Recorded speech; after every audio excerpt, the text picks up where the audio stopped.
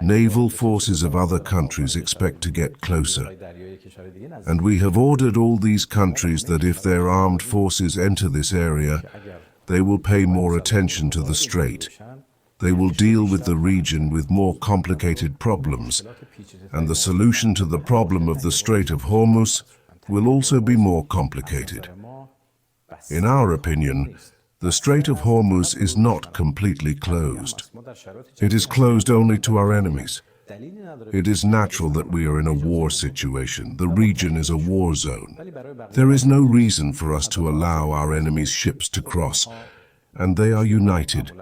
But for the rest, there is freedom. Of course, when there is freedom, the ships themselves usually withdraw due to insecurity. There are countries like China, Russia, Pakistan, Iraq, India, and some other countries, even Bangladesh, I think.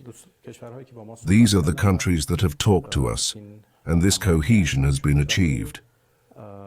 And this will continue in the future after the war.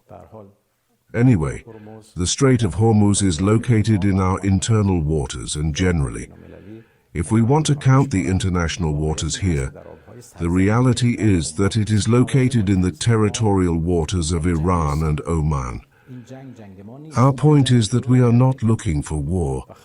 This war is not our war. We have not started this war.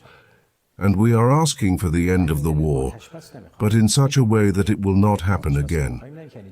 And that is why we do not want a ceasefire. We do not want a ceasefire, not that we want a war.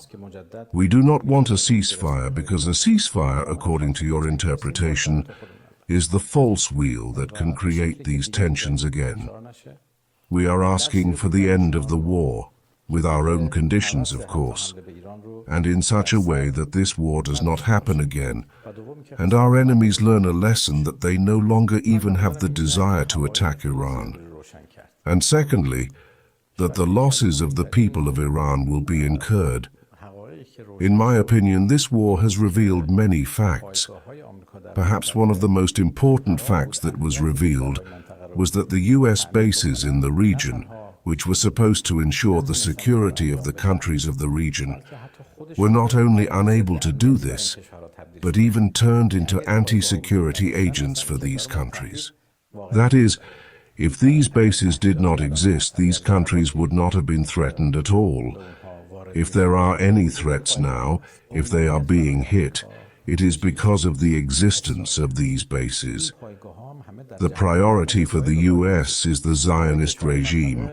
It is Israel. These bases were all set up in support of Israel. For the country of the region, it was against security and was tried to create security for Israel.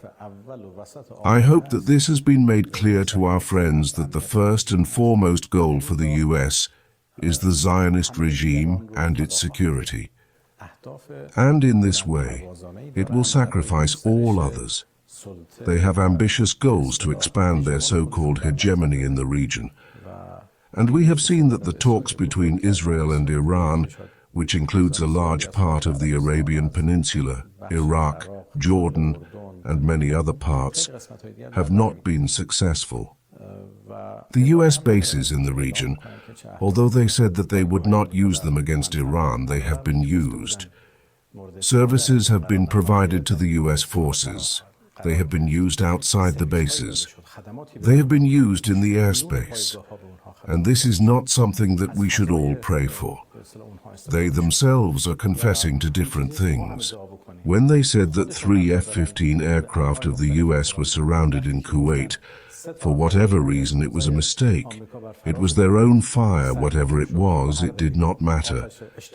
Of course, they would have used the F-15 in the war.